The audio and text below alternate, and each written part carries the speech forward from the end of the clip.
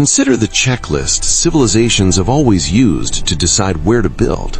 A river, the Nile, the Tigris, the Euphrates, every great ancient city had one. Water for drinking, for farming, for trade. A defensible position, high ground perhaps, or a natural harbor. Access to fertile land, proximity to roads or sea lanes. The logic is almost mechanical. Put people where survival is easy and watch them build. Now consider Mecca.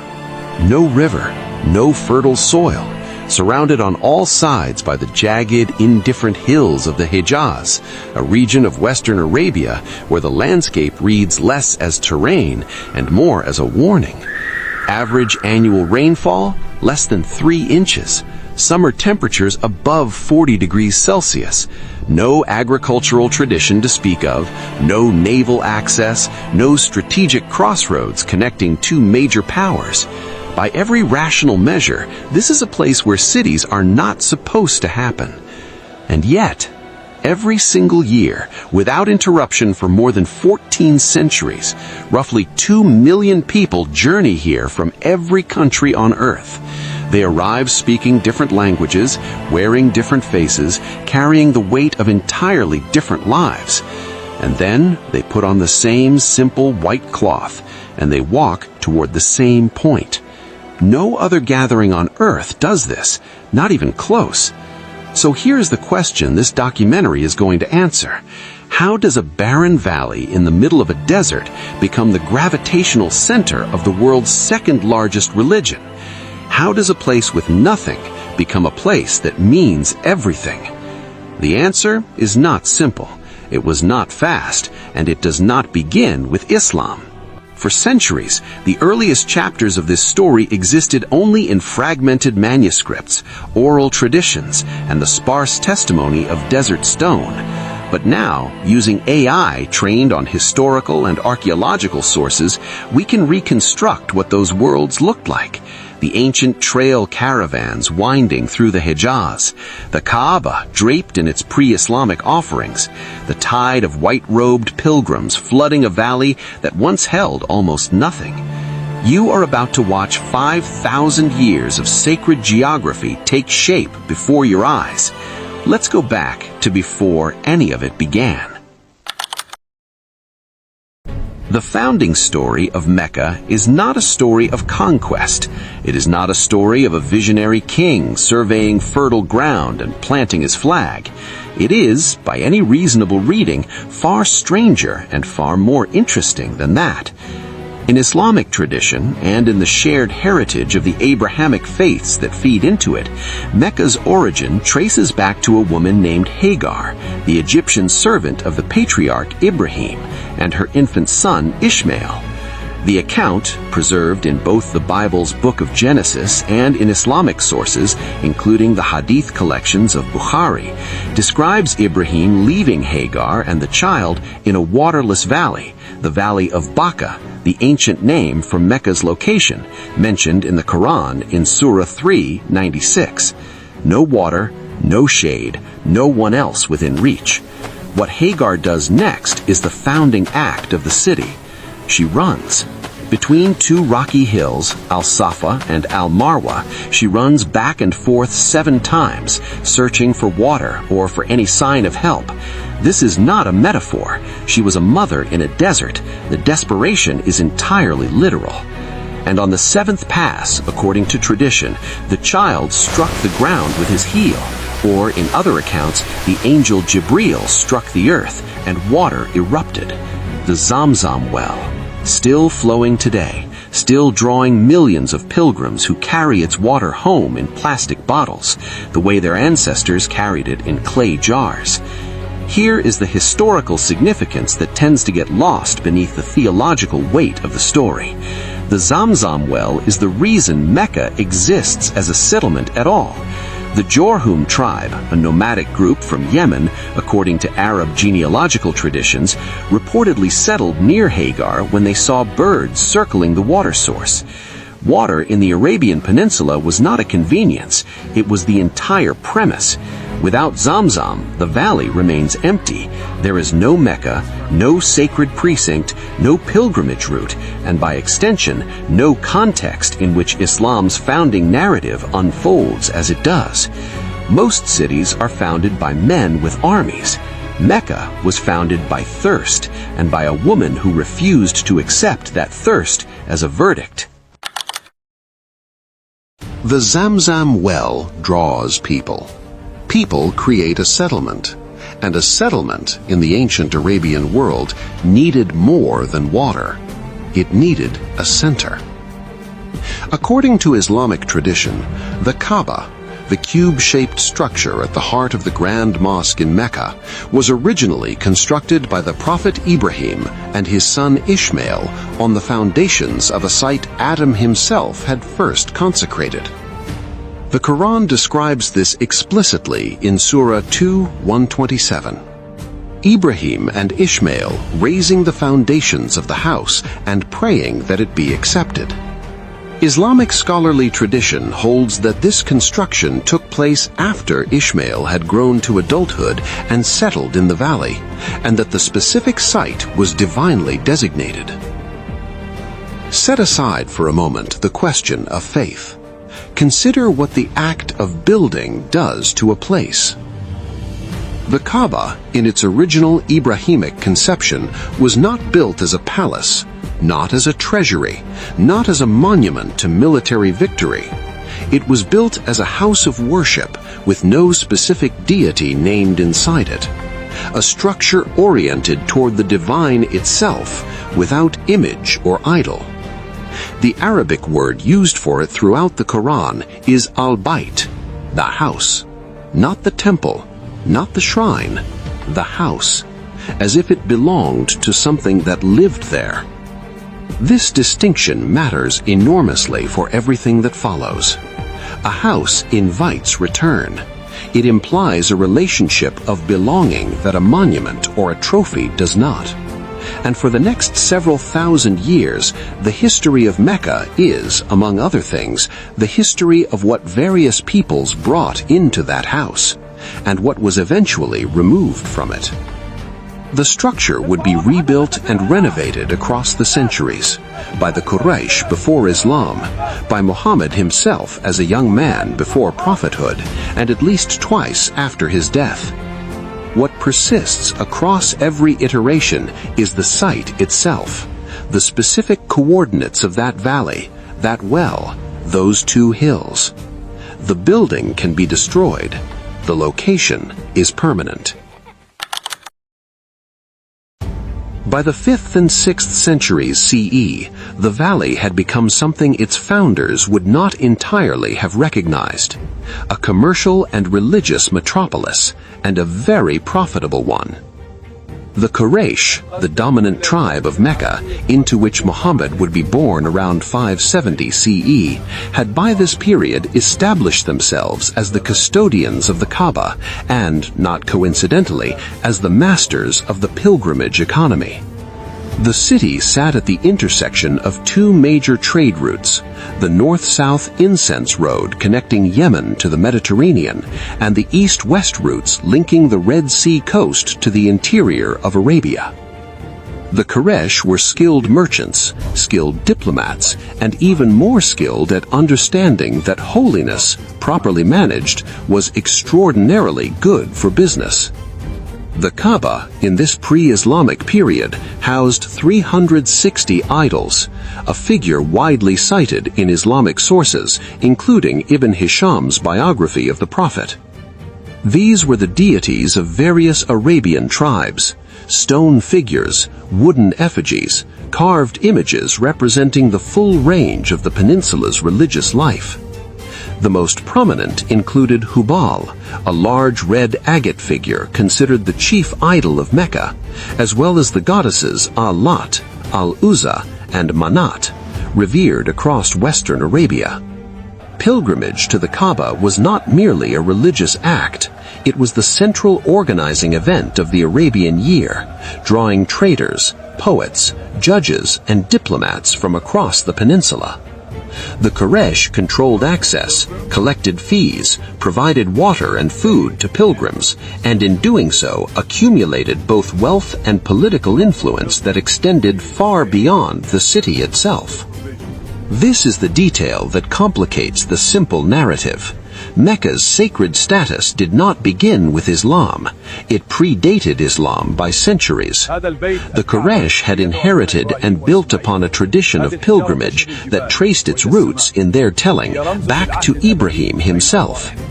What Muhammad would eventually challenge was not Mecca's holiness, but rather the specific form that holiness had taken. The crowded pantheon, the commercial corruption of the sanctuary, the distance between the original intention of the house and what it had become. He was not founding a sacred city. He was arguing about who had the right to define what sacred meant.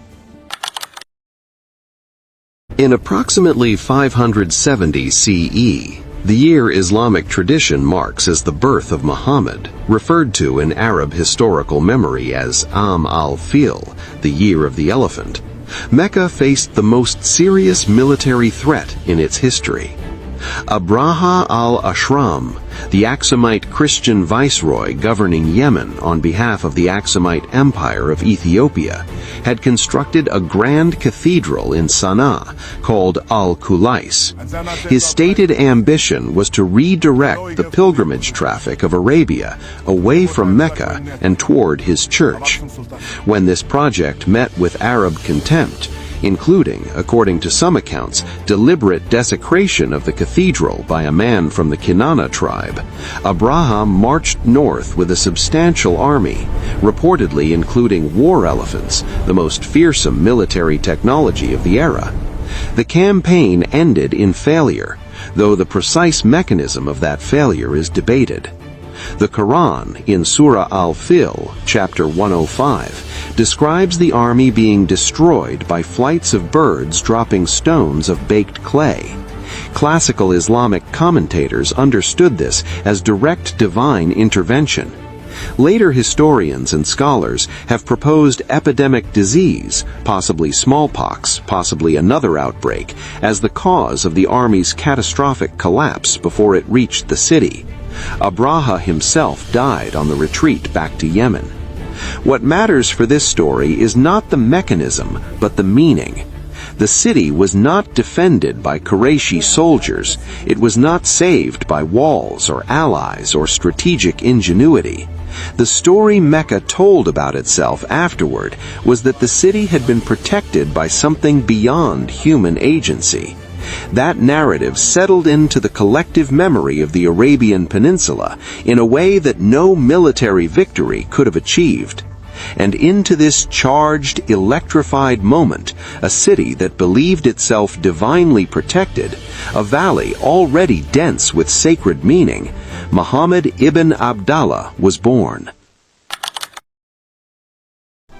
Muhammad received his first revelation in a cave on Jabal al-Nur, the Mountain of Light, just outside Mecca, in approximately 610 CE. He was 40 years old. He was a merchant, a man known in his community as Al-Amin, the trustworthy one. He had no army, no political office, no hereditary claim to leadership. What he had was a message, and for the first several years he delivered it quietly. The Quraysh tolerated him until the message became impossible to tolerate. It threatened their theology, which was one thing. More critically, it threatened their income. A Mecca stripped of its 360 idols was a Mecca that could no longer position itself as the universal sanctuary of Arabian religious life. The pilgrimage economy, the system the Quraysh had spent generations building and from which the entire city drew its prosperity, depended on a pluralist sanctuary. Islam, as Muhammad preached it, was explicitly not pluralist. The persecution that followed was systematic and documented. The earliest converts, disproportionately the poor, the enslaved, and those without powerful tribal protection, bore the worst of it. Some were killed, others were tortured. Muhammad himself was shielded for years by his uncle Abu Talib's tribal protection. But when Abu Talib died in 619 CE, that protection evaporated. In 622 CE, Muhammad and his followers left Mecca for Yathrib, the city 450 kilometers to the north that would be renamed Medina al-Nabi, the city of the Prophet, Medina. This migration, the Hijra, is the event from which the Islamic calendar is counted. Not the first revelation, not Muhammad's birth, the departure from Mecca.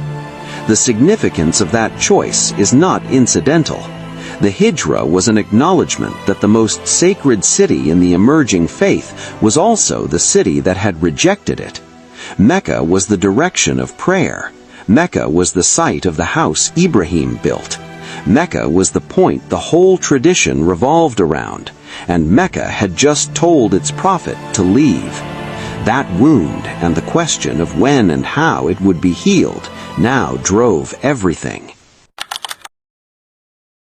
8 years later, in the month of Ramadan, 8 AH, corresponding to approximately January 630 CE, Muhammad returned to Mecca at the head of an army of roughly 10,000 men. The Quraysh, who had broken a peace treaty signed at Hudaybiyah 2 years earlier, were in no position to resist. The city's leadership, including Abu Sufyan ibn Harb, who had been one of Muhammad's most implacable opponents for 2 decades, submitted. Muhammad entered Mecca. What happened next is the pivot on which the entire history of the city turns. He declared a general amnesty. With specific and documented exceptions, a small number of individuals judged guilty of particular crimes, the population of Mecca was pardoned. No looting, no mass execution, no enslavement of the city's people, as was standard practice for conquered enemies in 7th century Arabia and across the ancient world. He then entered the Kaaba and, according to the earliest biographies, including Ibn Hisham's Sirah, destroyed the 360 idols housed inside and around it, reciting from the Quran as he did, "Truth has come, and falsehood has perished." Consider the architecture of this moment. The city that had expelled him, that had persecuted his followers, that had waged war against him for years, he took it without burning it. The house that had been filled with idols, he emptied it without destroying it. The sanctuary whose commercial exploitation had funded his enemies, he preserved it and declared it more sacred than before. This was not mercy as weakness, it was mercy as the most powerful political and theological argument he could have made. A Mecca built on compassion was a Mecca that could absorb the whole peninsula without leaving a residue of resentment. And within months, it did. In what became known as the Farewell Pilgrimage of 632 CE, just months before his death, Muhammad performed the Hajj and, in a sermon on the plain of Arafat, delivered what Islamic tradition regards as his final comprehensive address to the Muslim community. He confirmed the rituals of the pilgrimage, the sanctity of the Kaaba, and the permanent orientation of Islamic prayer toward Mecca. The framework he established that day has remained structurally intact for nearly 14 centuries. The 5 pillars of Islam embed Mecca into the daily life of every Muslim on earth. The Shahada is a declaration. The 5 daily prayers, Salah, are performed facing the Kaaba. From Lagos and London and Jakarta and Karachi, more than 1 billion people orient their bodies toward the same invisible point in the Arabian desert 5 times every day.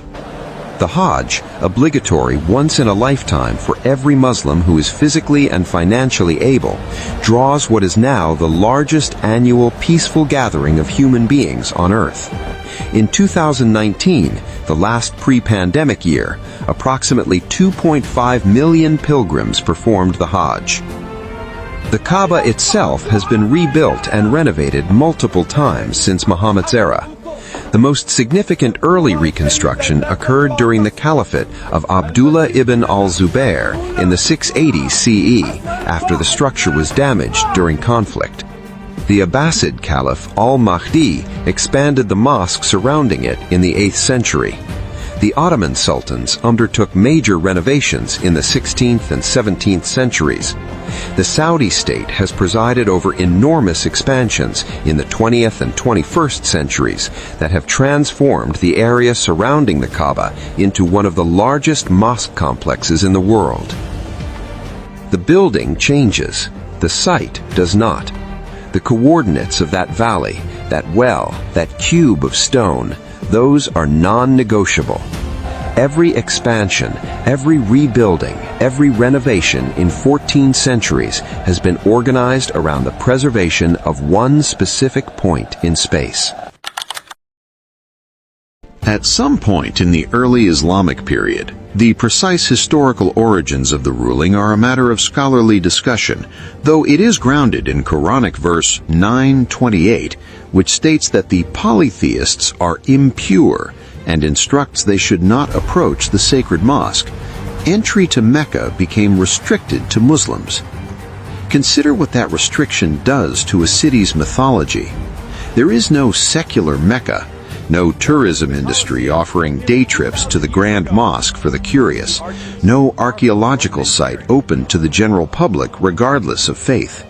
The most visited place on earth by religious metric is, by definition, inaccessible to a substantial fraction of humanity. And that inaccessibility has functioned across centuries, not as a diminishment of the city's power over the wider imagination, but as an intensification of it. Non-Muslim Europeans and others who attempted to enter Mecca in disguise did so at genuine risk. The Swiss traveler Johann Ludwig Burckhardt, who converted to Islam and performed the pilgrimage in 1814 under the name Ibrahim ibn Abdallah, left one of the most detailed early Western accounts of the city. The British explorer Richard Francis Burton, also in disguise, entered Mecca in 1853 and wrote about it at length in his personal narrative of a pilgrimage to Al-Madinah and Mecca. Both men understood that discovery would likely mean death. What is remarkable about these accounts is not their courage, though they required it. It is what they reveal about the city's effect on those who finally stood inside it. Burton, a man of formidable ego and famously unimpressed by most things, described the sight of the Kaaba as overwhelming in a way he struggled to articulate. The city generates in those who reach it an emotional response that seems to exceed what any building or location should be capable of producing. That is not an accident. It is the accumulated weight of the belief of billions of people deposited in one place over 14 centuries. The forbidden city of faith is not protected by walls or soldiers. It is protected by what it means.